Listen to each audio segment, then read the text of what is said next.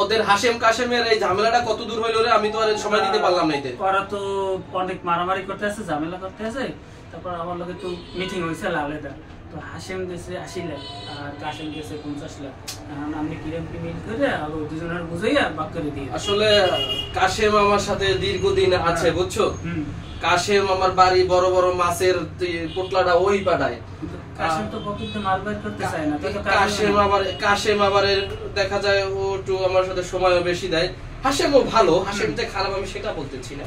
হাশেম ভালো, হাশেমের টাকা পয়সা ঠিক অবস্থা ভালো। তো হাশেম তো টাকা দিয়েছে ব্যাপক, আর কাশেম পকেটে বাইরেই না। লেট্রিন তো বাজে ঝামেলা ওই একটা নিয়েই।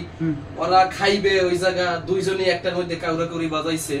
এখন এইটার সমাধান একটা সমাধান আছে, উত্তর পাড়া দেয় নইলে কাশেমের আর দক্ষিণ পাড়া দেন কাশেমের। তাইলে সমস্যা, তাইলে সমাধান হয় না? সমাধান হয়। এই দুটো বুঝাইতে যাওয়া দিতে হবে। ওরা মানে আসছে বাইরে বসছে, আমি ডাক দিই।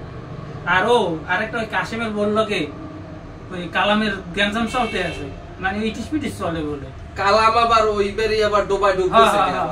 এই কাশেমের বললো বলে ইটিস পিটিস চলে, এই লই মারামারি করে মানে আইছে।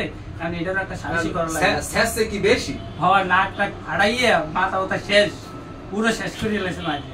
ওই দুধের শিশুটারও মারছে। হ্যাঁ, কই নাই বুঝলেন না, ইটিস পিটিস করে এক জায়গায় ধরা পড়ছে জনগণের দ্বারে, তো একই সাইডে দেয়। কাশেম এটা কি একটু ট্যাকেল দেবে না? ওর বউ কাশেম ওই লেফট নিয়ে আসলে ওর বউ মাঝে মাঝে আমারও একটু ফোন টোন দেয়, তো আমি তো ও তার কিছু করা যাবে না।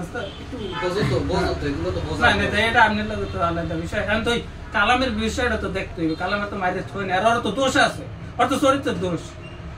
আর চরিত্র লইয়া ওরে এখন কি করা যায়? ওরে কি হসপিটালে ভর্তি করাই দেছো?